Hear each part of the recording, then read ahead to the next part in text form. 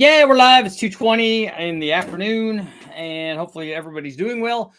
Today, we're going to have basically our first official episode of What's It Worth? And today, What's It Worth? We're going to talk about what are bends worth. So we see on supercharged applications, on turbocharged applications, the thumbnail that I have up is an S bend section. So we have an LS motor. We have the VORTECH supercharger mounted off to the side of it, connected to a bracket attached to the cylinder head and whatnot. And then on the VORTECH, the discharge exits toward the back of the vehicle.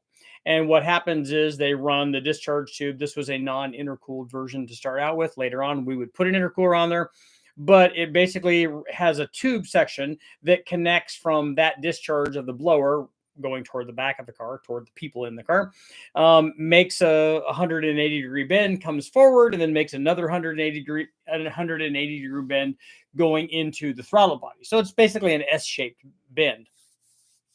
The bends are, they're full radius, or they're mandrel bends, and so it's not like it's pinched off like a muffler tubing kind of bend, like an old school deal. The bends are nice. The discharge tube is large enough. I think that this is probably 3 inches, if I remember right. The question is, and I get this all the time, whether it's a turbo deal or a blower deal, the question is, well, because somebody will immediately bring up all of these Bernoulli's laws and all of these, all of this technical jargon. Every time you make a bend, it drops it by this much boost and stuff. And my question is this. Let's say we have that combination. So we have that supercharger with that pulley combination and that motor with that camshaft and all of the stuff that it has, and it makes a given amount of boost and it makes a given amount of power, and we run it with the same timing and air fuel and all that stuff. So what happens? My question is, we have that S bend in there. So we've got two major turns, let's say. So what happens if we were to take the supercharger, remount it to the front of the motor so that the discharge from the blower goes directly into the intake manifold? So there's no bends after the supercharger. It's just supercharger, all the air into the throttle body, and then eventually into in this case, it was a truck manifold, but then into the manifold and then into the motor. So we got rid of that S bend. So my question for you guys is, because I don't have the answer to this, I've never tried this particular thing. I know what I think would happen. having done major changes and done tests on major changes in the discharge length and diameter and the number of bends, having done lots of that testing, I've never done this particular thing where we just get rid of all of them. Also bear in mind that the way that this particular kit was done, the VORTECH supercharger has a bend in it on the exit anyways. On the volute, on the discharge side of the volute, it has a 90-degree bend on the exit anyway. They have some that are straight, and maybe you could make this work with a straight bend with a different setup. Probably was a fitment issue more than anything, because those guys are pretty good at making the kit work. But if we eliminated that altogether and didn't have those 180-degree bends, who thinks we would see some power? So would we see any change in power? Would there be any difference at all? So the question is going to be, we're going to start a poll.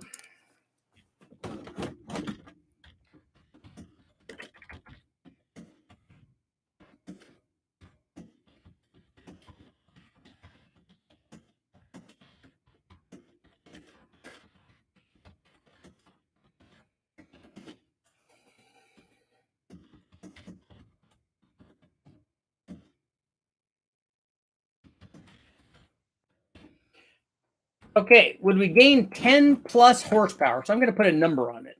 So do we gain 10 or more horsepower from eliminating the 2 bends in the discharge tube of a VORTECH LS motor? So we have a VORTECH, we have the S bend that goes into there. If we eliminated that by moving the blower and we got rid of those bends, do you think that we would gain 10 or more horsepower just from eliminating those bends? Let me know what you think. Here's what I can tell you. I can't answer that thing specifically. Be curious to see what they think. I can tell you we've done tests on discharge tubes, and obviously at some point the discharge tube can become a restriction depending on how much you're asking the blower to flow. I did a test where we changed when I did the remote turbo stuff, we also did a discharge, big change in discharge tube length and diameter, and changed that because the reasoning there was that, it takes time for the discharge tube to fill up. You got to fill all that up. And only after you do that, then you get boost into the motor. And I think that they're thinking that this is happening in seconds and not milliseconds. We didn't see a change in power. We didn't see, and on a turbo, it's a little bit harder to test those kinds of things specifically, only because the turbo, since it's regulated by boost, it artificially changes the impeller speed to fix problems like that, or to mask problems like that.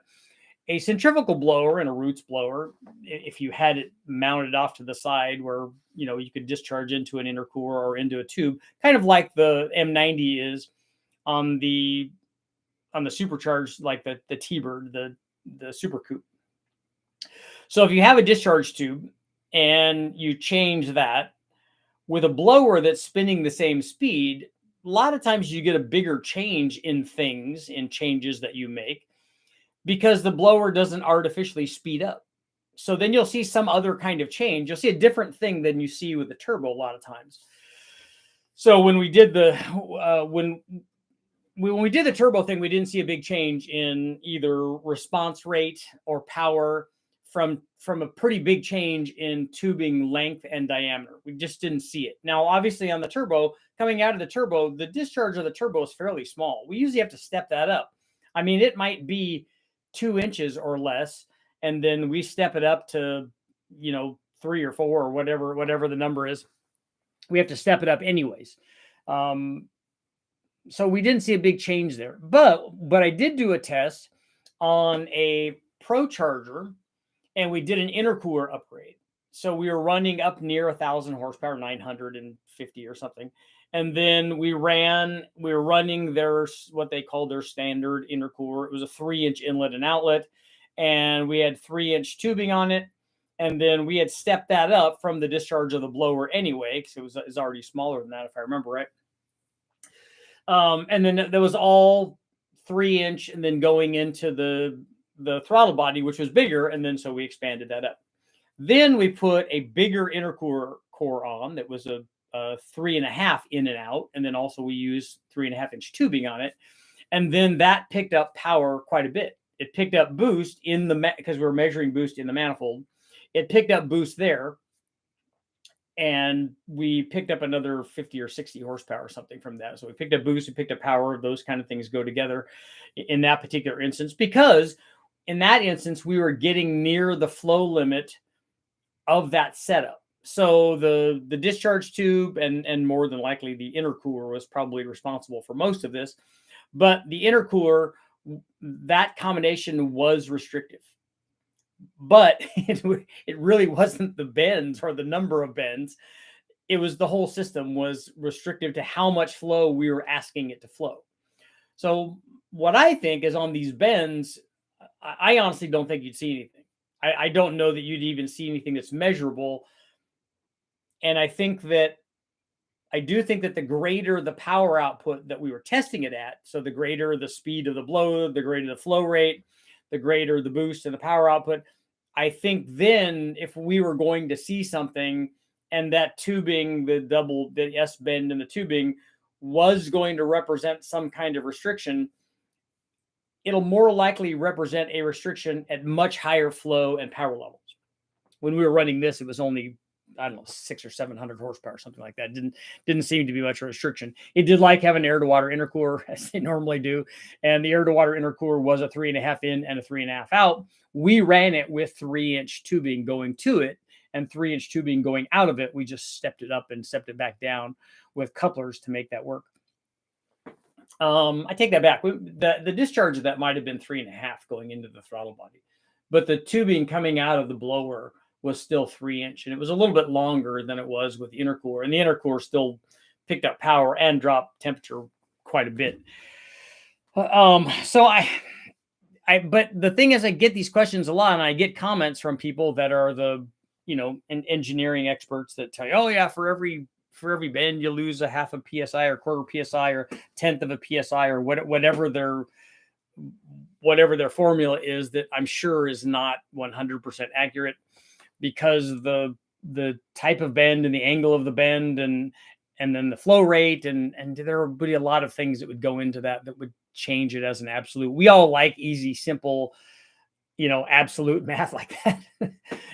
But it's very rarely is nature that nice to us, and that doesn't really happen.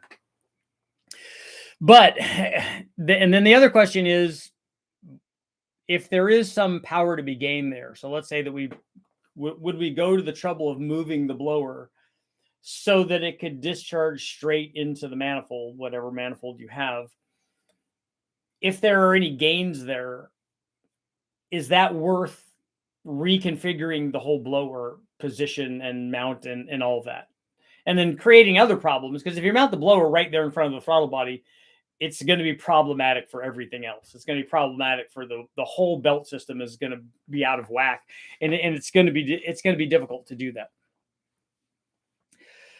So the question then becomes, if we do have some kind of gain, it looks like the gain is, people are feeling that it's going to be less than 10 horsepower. I think it's going to be difficult to measure it. But if you did have some kind of gain, would it even be worth it? Like, how much would it have to be for you to go through that trouble to make that work?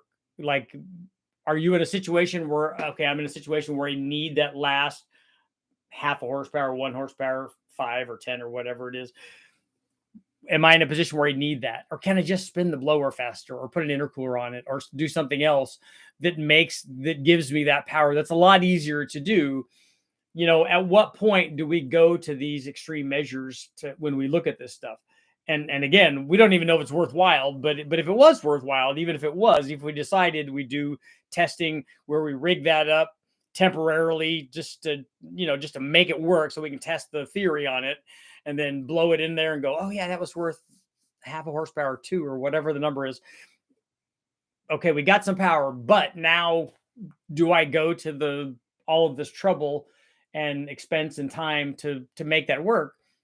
Is that justified? And then that's a whole nother question. That's a whole nother set of questions, actually. Is it worth power is one. And then is it, should I go after that power? And usually when I answer that question, we look at things, if I put a roller rocker on or rod ratio or these other things that we talk about, should I go down that route? Is there something there? Is it enough? And is it enough to justify me spending the time and money to do that? The other thing to look at along that route and along that route of logic is, can I do something else that's a lot easier and a lot less expensive and will get bigger gains? That's almost always where I jump to. So yeah, could I change the tubing? If I'm going to do that, shouldn't I just put an intercooler on it? I mean, isn't that the big thing? Can I just have I run E85 yet? Do I have the wrong cam in there? Can I put a better camshaft in there? Can I do stuff in there if I want more power, if that's what I'm trying to do? Can I do other things that are a lot easier to do and a lot less expensive? And we know, having from testing them, that they are going to show big gains. I mean, at some point, like when I was doing Engine Masters, you got to look for all the little stuff, because the low hanging fruit, the big stuff is that just you get all that just when you first put it together. You're like, yeah, here's all the stuff. Now that I'm pretty good, now we got to make it really good. And then when you go to that level, then you got to go looking for onesies and twosies or whatever the numbers are. You got to go looking for that. And so you got to search all these difficult areas to try to find that stuff. But for the most of the things that we do and most of the things that we're talking about on this channel, usually there are alternatives to going down that route where we're looking at a tenth of a psi or whatever the drop might be from this single S bend. And like I said, if we're looking at that and we're looking at a discharge tube that has no intercooler on it and we have boost, the first thing we should be thinking about is, yeah, it's got boost. We obviously need an intercooler. Okay, let's see how our poll is doing. 73% are saying no. They're thinking I guess everybody's thinking that it's, or 73%, 3/4 of the people are thinking that it's going to be less than 10 horsepower. So let's see what everybody's doing. Maine's in the house, dude. You're way up there. I was watching something when I was over visiting my Lisa's parents, my in-laws. They were watching I don't know, Backcountry Justice or North Hills Law or something like that. Something about the fish and game and wildlife people up in Maine. It was interesting. It was good stuff. Mark, what's going on? I got your email. Very cool. Chop Top Metro. That's awesome. I was talking to somebody about that. They're like, I think Dan might have been asking, hey, can't you chop the tops on these? I'm like, yeah, you can, but then it becomes specific for that class and you can't really use it for a lot of other things that don't allow you to chop the top off. But that's very cool and obviously very good for aero.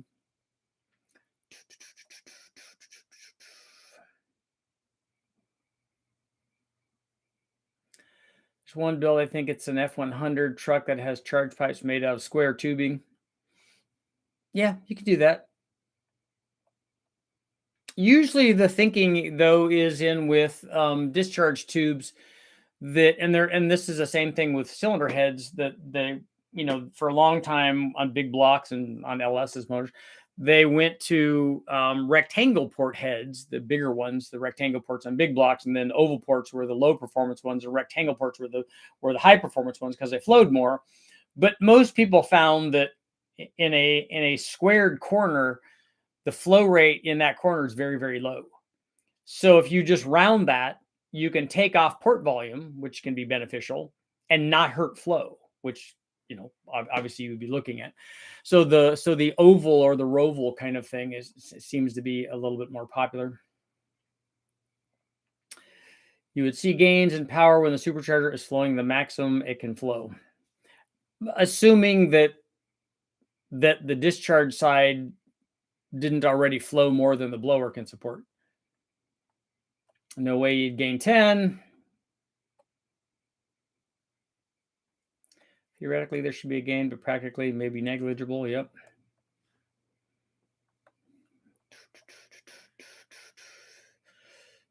Sticks from South Carolina, is that? Yes, eliminating the restriction is worth a lot. Well, I would agree that eliminating restrictions is worth a lot, but is there a restriction there?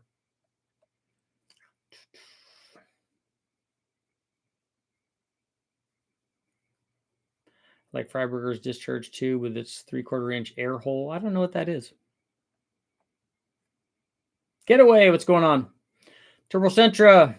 So working on the wiring on the Nissan.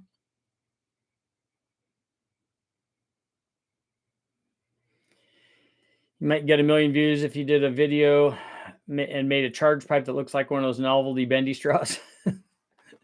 Do you want one like the flexible straw, or do you want like a crazy straw that does all the cool stuff? Crazy straws were awesome back in the day.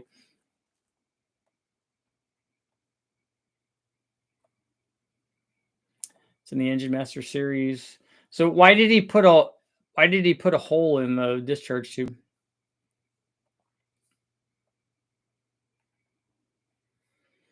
Discharge bends versus inlet bends.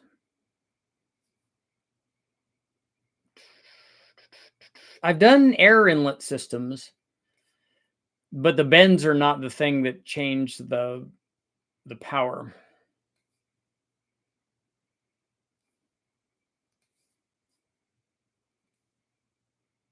So you want to put the gold sneakers on? Northwood's Law, that's what it is. Okay.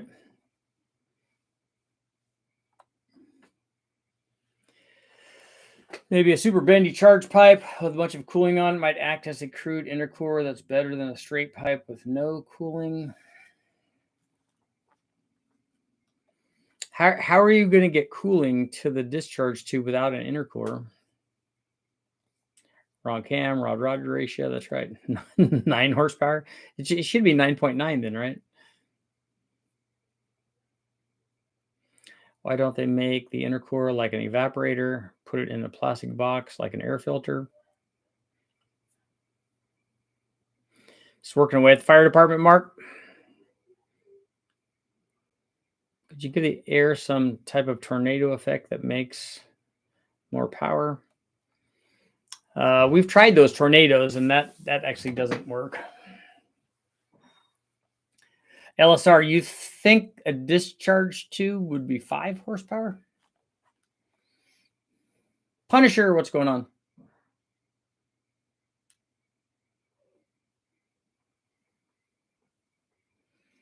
So, Dennis, you don't think the bends are important? You think the length is important?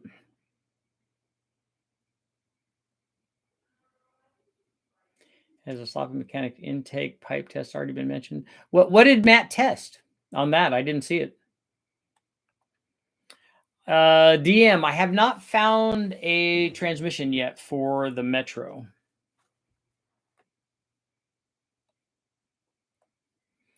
Good day from Australia. What's going on, Australia? To the boys down under, how much nitrous did you end up putting through your Mustang? How often did you do spark plugs with the nitrous? I didn't ever change spark plugs with the nitrous. In fact, I didn't even put colder plugs in it when we ran nitrous, and I didn't change the gap on it either. Not that I shouldn't have, but I didn't do that. But I think we only ran a 125 shot through it.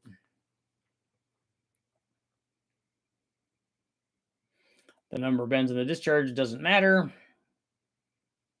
Does exhaust back pressure cost horsepower as in close to zero best? How about scavenging? Back pressure and scavenging are not the same thing.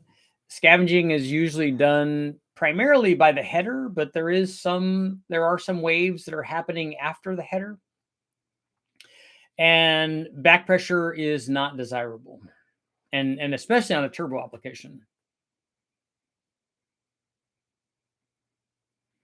Richard, I just found a set of LS1X Warhawk rare cylinder heads for $2,800. Are they the world product? Are those that what the Warhawks are? Otherwise I'm not familiar with them.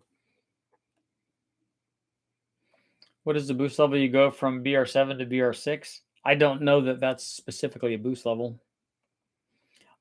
If you're running boost, you should go with the colder plug because it's not gonna hurt you at all, and could only potentially help you. So our thing is 71%. I find it interesting that people worry about going to colder plugs and thinking that they're gonna somehow hurt something. It's the same thing with ring gap. Well, I can't put ring gap on my NA motor. No, you can. You can drive it around like that. It'll be fine. It's like not being able to put a turbo cam in your motor and driving around NA. It doesn't. Your camshaft doesn't know that. Your spark plugs don't know that. Nothing knows that.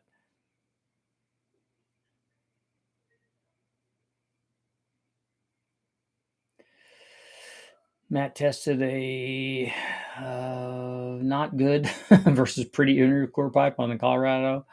Found that the smoother bends did not change the power on the turbo.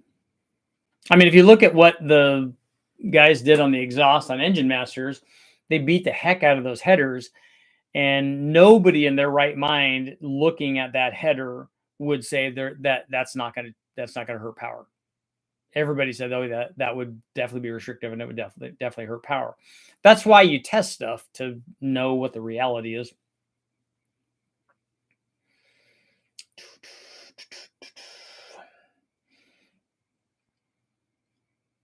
$2 months. You got 2 months left to get it done.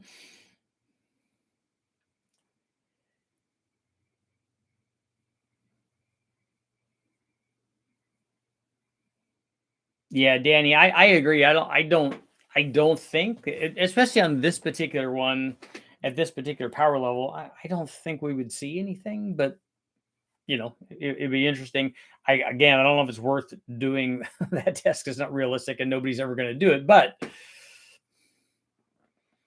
it's the street version of the LS7X head with intake port volume 235 and exhaust is 87, the chamber of 72. Okay, yeah, I don't know anything about that head, so I think you're on your own there.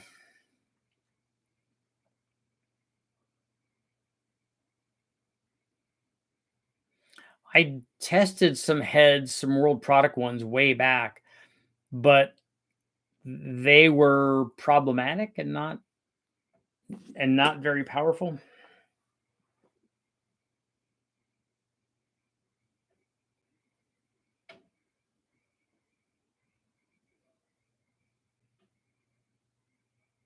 I don't think it could help much, if any, horsepower difference when you're compressing air, unless they bend a ridge in the charge pipe, as long as it's, I don't know what you mean by bend a ridge in it.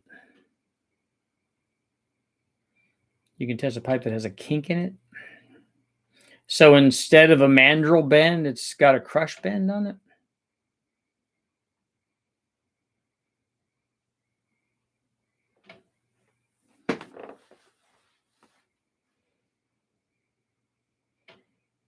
Oh, Turbo Centra's time to start racing.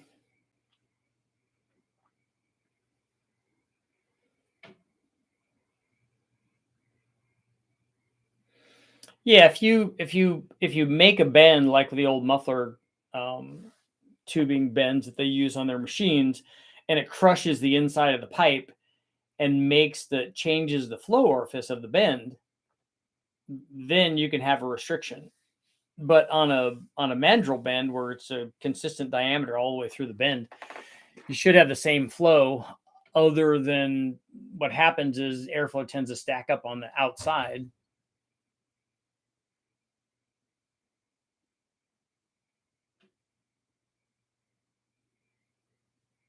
I'm in the garage building an LS for 57 Dodge wagon. Hopefully it runs. It's been like 30 years since I built a motor.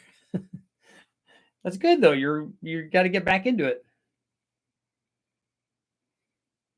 I think he means a crease down the center of the pipe that helps direct the flow. So like a little ridge on the inside of that. I don't know how that would help direct flow. The air knows where to go. Time to try and start it. Well, let me know, Centra, if it's running and working good. Mocan Dragway first test and tune is on Sunday. Gonna get the Le Mans going. Good. I think that my buddy Jimmy said that the tracks are opening by him too. He's out in Georgia. He's gonna get the NSX out, I think. Think about ordering a torque storm. Has anyone here had one? Yeah, I've done lots of testing with them. Mr. Old School, what's going on? Your pronouns are big block. All right.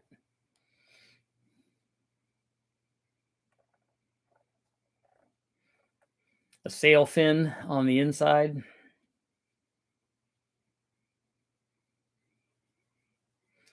Air goes where there was low pressure.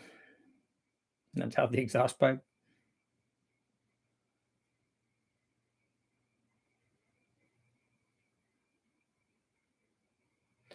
I'm rebuilding a Kawasaki 100cc two-strokes. Someone blew the rings and the top of the piston right out of it. Did they damage the bore? Does honing the cylinder destroy the Nikasil coating? I don't know how thick that is on the motor that you're talking about. You'd have to ask somebody. I want a battery-powered impact wrench, and would like to know which ones have the best torque and battery life. I like the Milwaukee stuff. Tracks are opening. I need to rush to get my Silverado done. Hoping to break into the fives with my Turbo 5.3 Le Mans. That's pretty fast.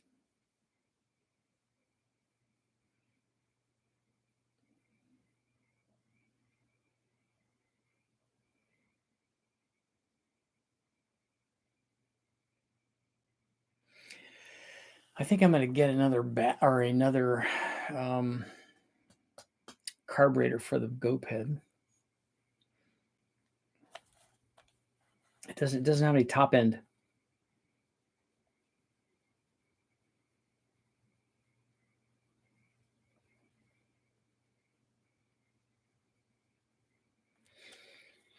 Casey, yeah, we were just talking about when they smashed the header on Engine Masters. Everyone do a thumbs up and subscribe. Richard needs to buy some turbo at Honda parts. That's right. And Metro parts, really.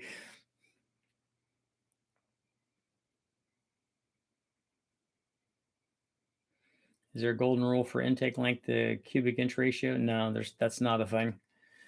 What happened to the Holly Skyram intake? Well, it was only 3D printed and not very structurally sound, and they did run it on the dyno, and tried to have it in a car, and they on what's her name's car, and it caught fire. Been 640 with a Jags converter and an unhappy turbo 350. Yeah, the Metro is important.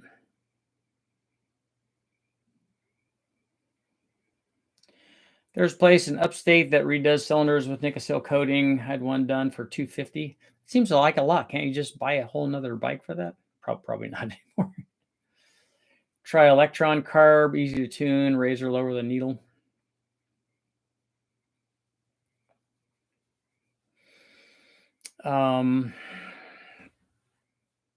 What the heck is her name? What's the best aftermarket cast iron block for street strip application? A target horsepower 1200. Well, you can do that with a stock block, so you don't really need an LSX block. But I don't know what the best one is.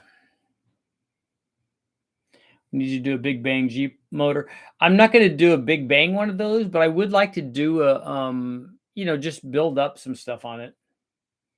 I saw the horsepower monster deal.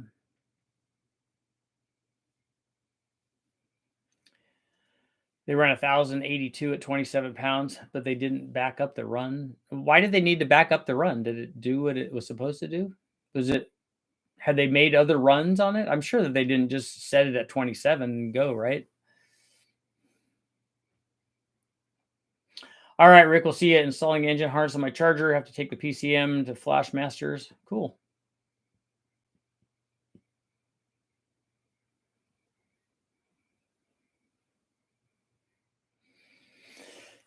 Green bass. Normally you just run the motor. That's how the rings break in. Oh, it lifted the head on that run. That's a lot of power for a 4-liter. Yeah, Amelia, that's who it was.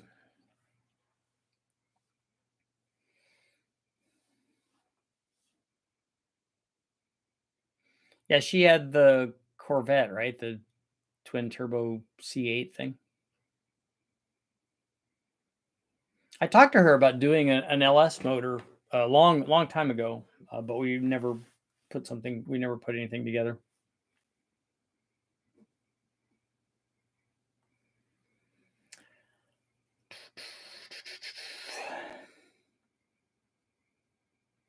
Oh, you're not seeing any crosshatch in it? Yeah. Maybe it'll work.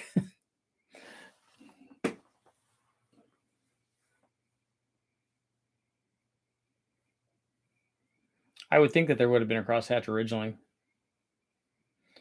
Richard, love your videos. Thank you. Been following for 2 years now. Have you ever done a video of running meth injection under a carb like NOS? And would you think would be difference in cooling? I have not done what you're asking. Like, are you talking about injecting the water meth in a nitrous plate or something? Is that what you're asking? And the thing about a carbureted combination is that it already has a lot of cooling.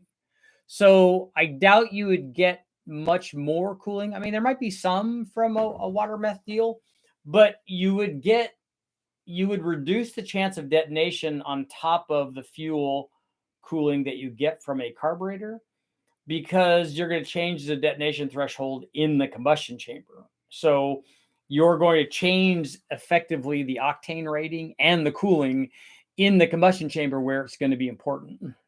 You can, and by the way, you could do that with just water too. You're not going to change the octane with water, but you're definitely going to suppress detonation with just water. Richard, would you rather have a fully built cat eye or C6 vet? What is a cat eye? What is that?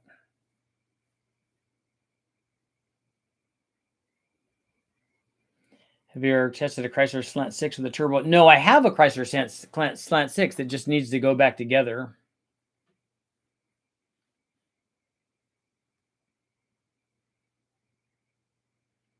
Thinking it's a Camaro 2000 vintage. Yeah, I don't know what that is. A mid-80s Chevy pickup. Well, I would have those for different reasons. Obviously, I can't put things in a Corvette.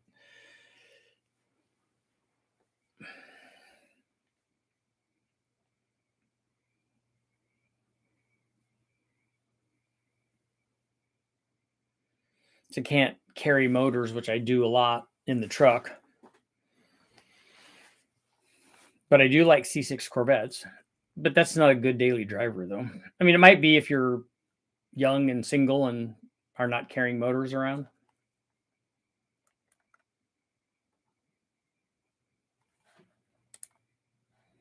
Would we gain 10 plus horsepower from eliminating the two bends in the discharge tube of VORTECH LS motor? No.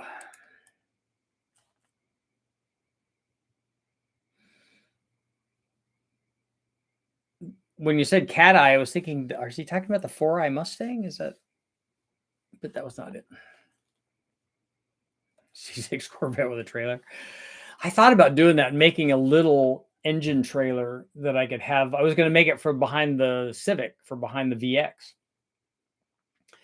Just a little trailer to set the engine in, and then I could just go over the wrecking yard and get that, and the trailer would be easy to store because it'd be really small.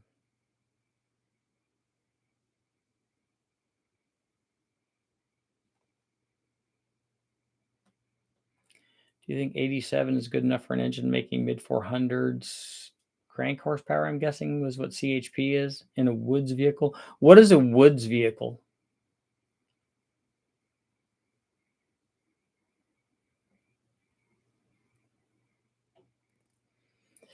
What motor platform would you like to build or tear down that you haven't gotten the opportunity to? I haven't actually torn down and built a Chevy Sprint motor. So I want to do that one. And also a rotary.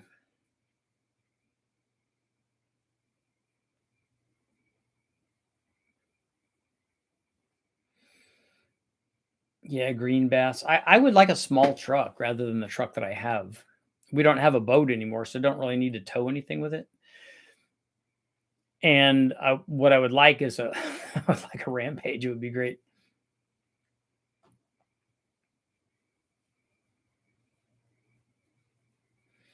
Or even a little S10 or a Ford.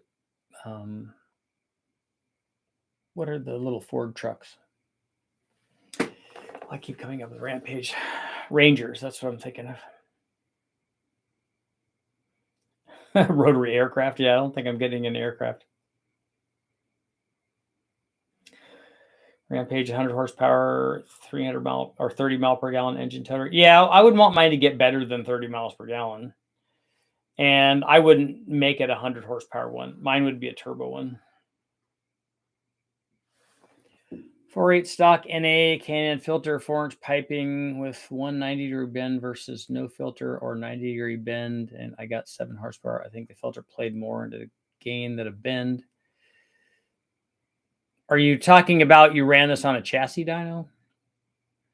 I'd like to see the thing run back to back and make sure that it's the same with each one of the runs without making a change before seeing that. Can-Am filter, 4-inch piping with 190-degree versus no filter or 90-degree bend. And I got 700 horsepower. Yeah, I'd like to see what just the filter change was. Ford Ranger with a 2.3 or a 3.0. Yeah, I would want a 2.3. I would want a 4-cylinder one. A woods vehicle is any vehicle you primarily keep in a wooded property. In my case, it's an RX-7 death cart, kind of like the vet cart. Okay, do you drive it in the woods? Or maybe I'm a little confused. Like where I park the car is not going to determine what I would call the car, but do you drive it out in the woods or is it a street car? What is it?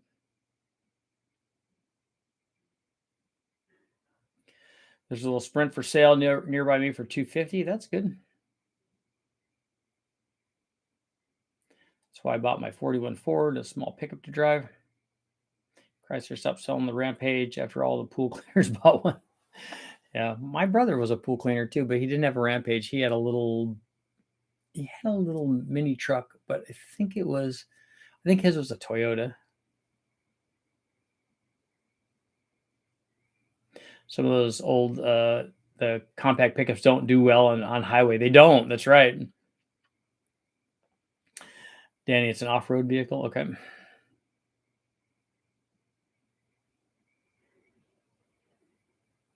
It's likely a no title, no registration hoopty for farm use. Okay. I think that those would be more likely to be trucks and stuff. But I guess if you have enough flat area for something like an RX-7, maybe it's a lifted one. I don't know. Still at 75% on our, yeah, I don't think it's going to gain 10 horsepower either. We'll go over to live chat, see if we got any changes there. A Rampage would be cool with the turbo motor in it. I kind of would want, although it wouldn't help fuel mileage, I was thinking that I would want if I did a fuel mileage one, it would still be a 2.2 and probably not a 2.5. But I think higher compression would be better. Got a 2.3 Duratec Ranger, and I swapped in 410 gears just so I don't have to downshift on highway hills. Yeah, my Fred that used to work at AccuFab had a Ranger with I think he had 410s in his too. Cars are very good off-road with welded diff and zero regard for mechanical sympathy or body damage. I just don't know about the ground clearance on a lot of that stuff. Even my truck in some of the places where we went up in the ranch had difficulty, high centering stuff with some of the roads were have a lot during the rainy season. They had got a lot of wash coming down, and it puts troughs in there. Some big rocks in the middle.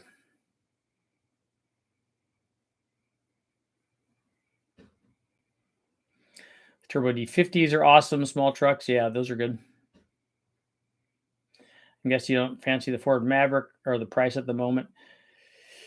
Those are popular, and for guys making race cars out of them. But that's not high on my list of ones that I want. A Pinto, I think, would be cool.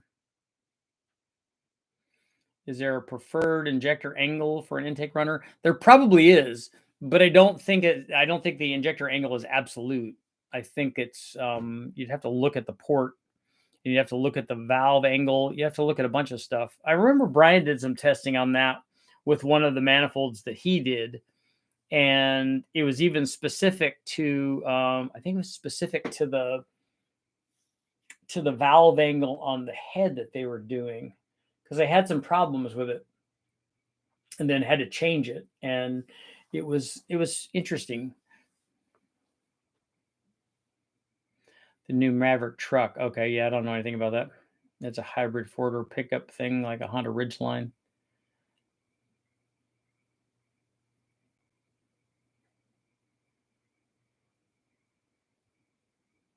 Richard, have you ever worked on a GMC V6? Because I've seen a fully retro build 63 C10 with a 305 V6. I've never run those V6s. The 4.3 liters and those kinds of things I have done lots of, but not that particular one. Not any of the big V6s. Ford said they were making a turbo manual all-wheel drive Maverick, but I haven't seen anything of it. The thing is, the buying, you have to look at the buying public for stuff, and the buying public, the people that have money to buy new cars like that are they don't want manual transmissions. They want automatics. Richard, I'm going from a 3-inch intercooler pipe to a 4-inch intercooler pipe. Will it make more power? At what power level?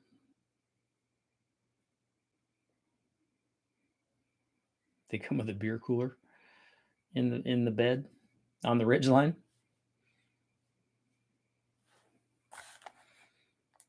I loved we had a Honda Pilot, and that was like one of my favorite cars.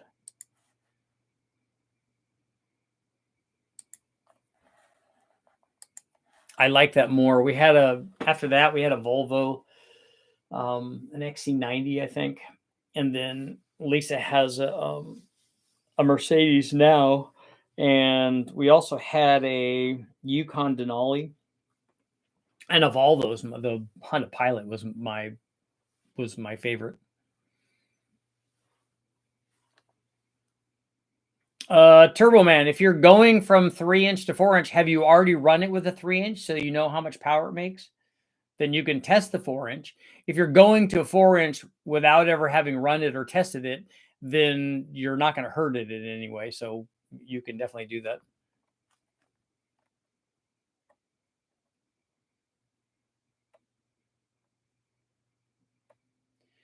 The old D54 banger does about the same highway as a new full-size Silverado.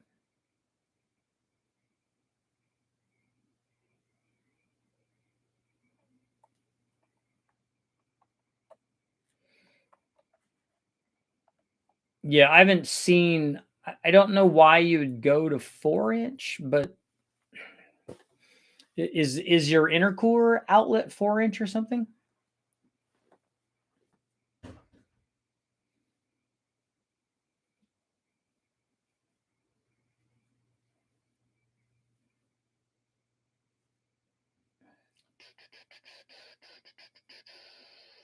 The J30, I agree. The J35s are nice.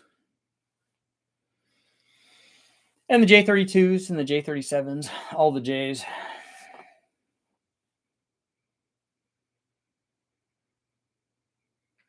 There's a famous thread on Yellow Bullet where a guy got considerably more out of a Pro Charger in testing going to 4 inches and a fixed pulley size.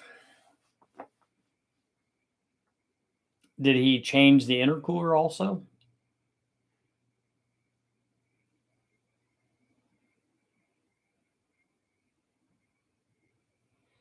And again, it would depend on what the power level is, the power and flow level is.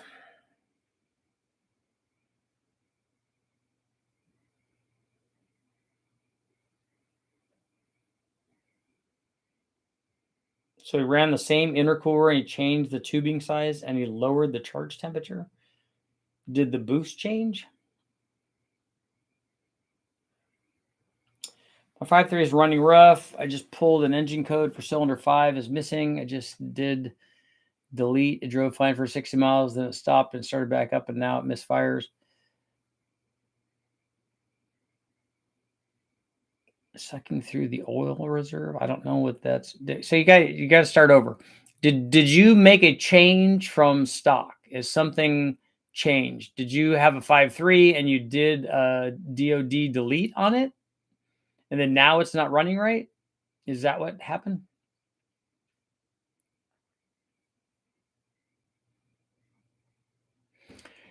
Ratfink, an LT4 head.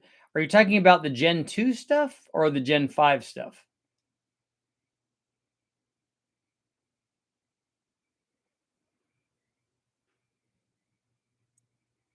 Have you ever torn down a factory racing motor? Only, no, I haven't. I don't think I have.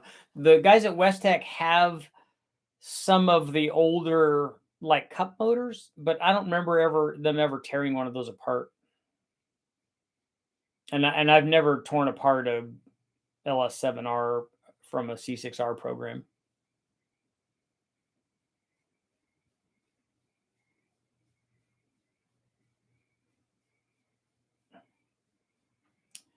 An LT4 head rat, if that's an LT4, a Gen 2 LT4, it flows more than 190 CFM.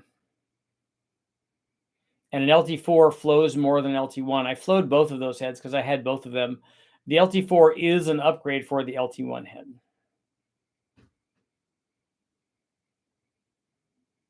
It flows more and will make more power. But it requires a different intake manifold because the LT4, I think, is a raised port also.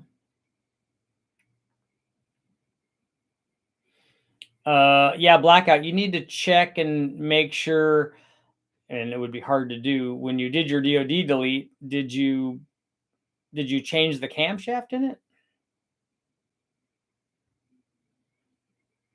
Did you change the lifters? Did you put it all back together correctly? Is the timing gear on properly? Somebody's mentioning, do you have a coil or plug or wire or something that's off?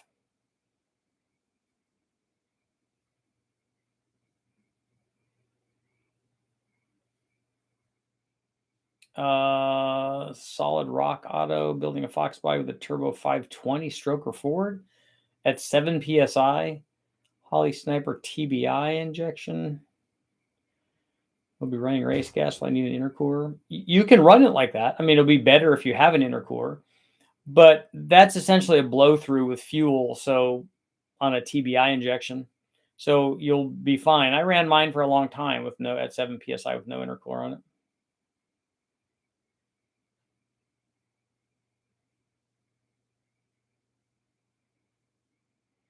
I don't know what you mean by it's leaking from the heads.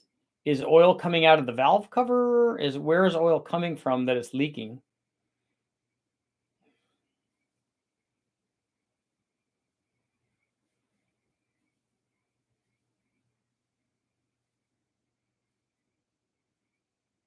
You changed the timing chain, you changed the cam. Did you put it all in there correctly? And did you change the tune on this thing when you did it?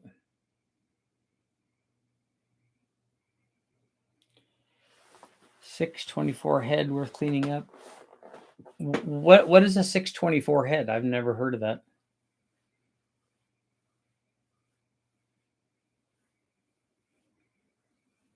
Richard, have you ever heard of a problem with the Ford TFI module getting heat soaked and cutting the engine off of the Holley Terminator X?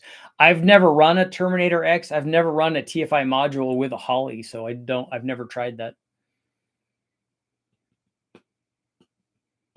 Oil is coming from the valve cover on the passenger side. So oil shouldn't be leaking past the gasket on the passenger side. Oil shouldn't come out of there. It shouldn't be leaking. Even if you're pressurizing it, there should be no oil coming past that. So that just means the valve cover is probably not tight. I have a 6.2 LS with 11-to-1 compression and don't want to tear down the engine, reduce compression to run a VS Racing 80mm turbo that I bought. What would your advice? Well, if you're going to run a turbo on an 11-to-1 motor, you're going to need intercooling and lots of octane. Like if you're running on E85, it probably will be fine. Got a 91, 93 tune.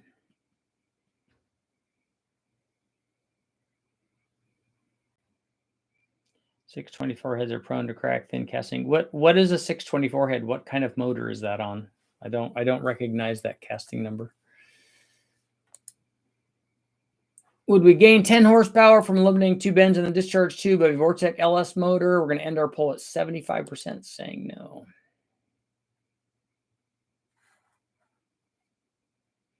Small book Chevy lightweight head. Those 175 CFM stock cracks easy according to the interweb. Is that like an 882 head? I saw the new Ram TRX truck running 1290s, which is crazy for something that size. Yeah, that's impressive. I drove Brian's and they're pretty sporty. It definitely feels like a 12-second truck. At least that. Because doesn't that have the... Is that a Demon motor or is it a Red Eye motor? Is it a Hellcat motor?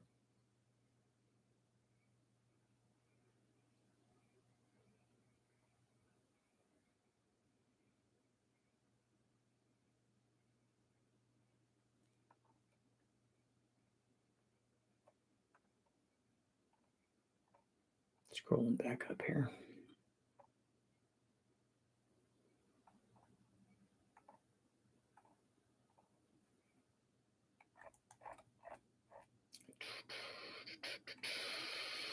Kind of, it's a lightweight version of the 882. Yeah, the 882 is not a great head.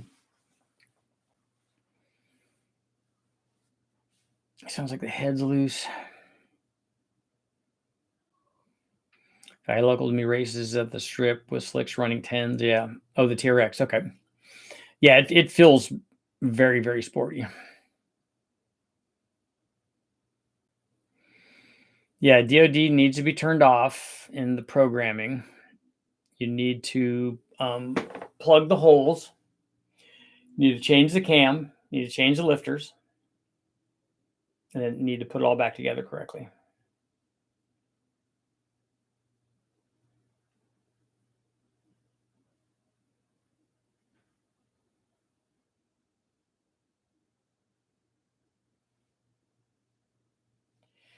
Dylan, so you're going to zero deck your Hemi. So all the ones that you've seen are all down in the hole?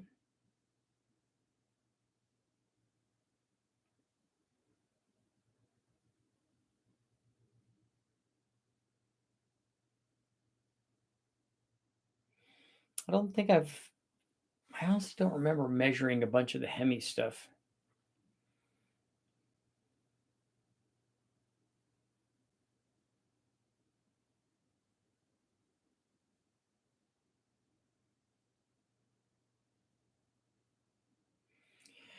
Crazy weather, rain where you're at. Yeah, we're getting a lot of rain in California. In fact, it's stopping me from going and picking up the Metro that I want to go pick up because there's going to be snow going north of here, where I'd be going to Washington.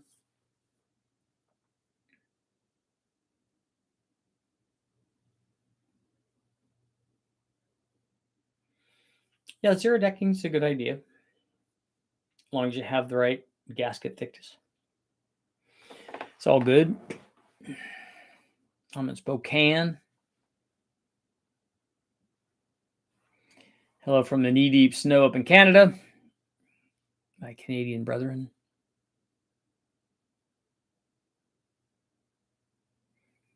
Crazy here in northern Michigan. Can't work on project cars in the rain.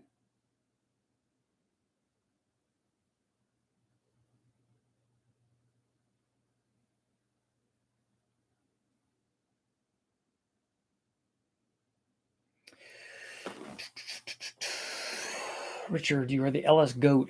There's a lot of really good LS guys out there. What part of Washington? I live just north of Seattle. I'll tell you where, I think.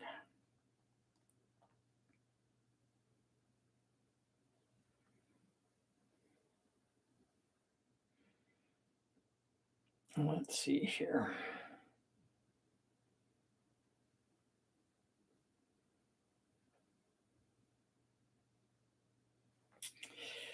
Ridgefield. Have you heard of Ridgefield?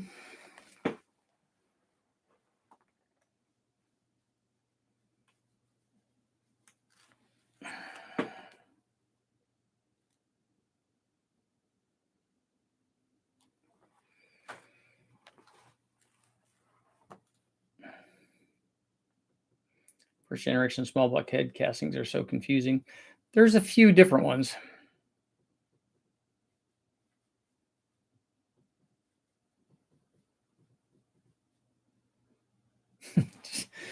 Just send it with an impact. No, with the LS, it's got those stretchy bolts. Trigger happy. I'm in Arlington. I'm not that hip on. I've been to Portland, and I've been to. Where have we been in Washington?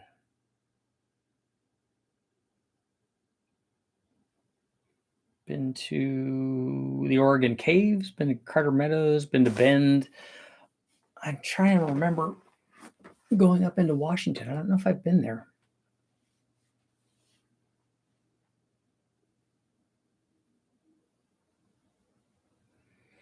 I don't remember going up there as a kid.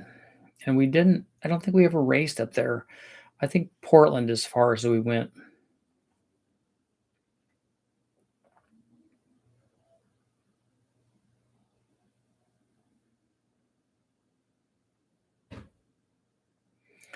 Sounds like a valve could hit a piston.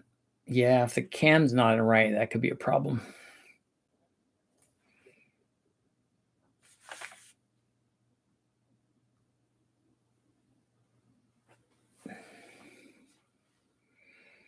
One hour from Canada. Yeah, that's pretty north.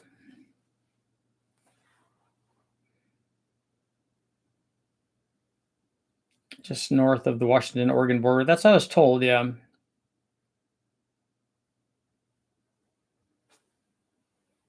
Which is nice for me, because then if it's on this side of Washington, then it's closer, obviously, to Northern California.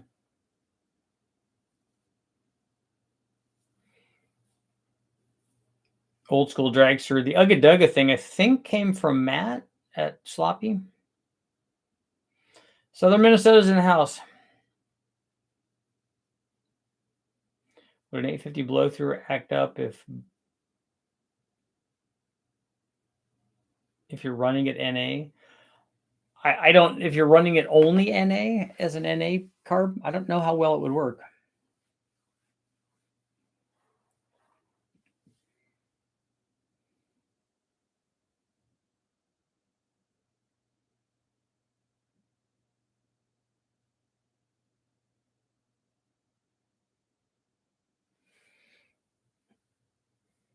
Didn't Subaru build something like the Rampage? They had a Brat truck that had the cool like seats in the back with the with the grab handles.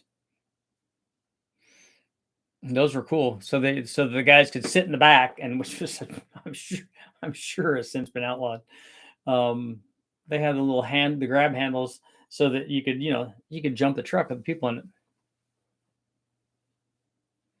So how do you get a test on LT5? Her rumor, you know someone who has one. The guys at WestTech have the older LT5, the 01 motor, the original 01 motor, the essentially 400 horsepower, ultra complicated small block.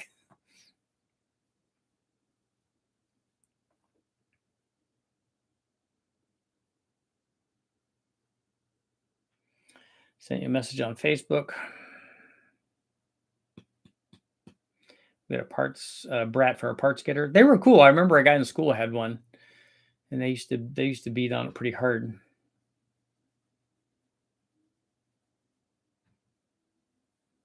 I don't remember the Baja though. I'll have to look at that. One more minute.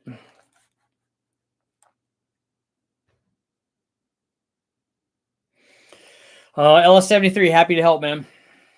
Still breaking into my engine. How long till I can hook up my intercooler pipe and turbo it? How many miles do you have on it?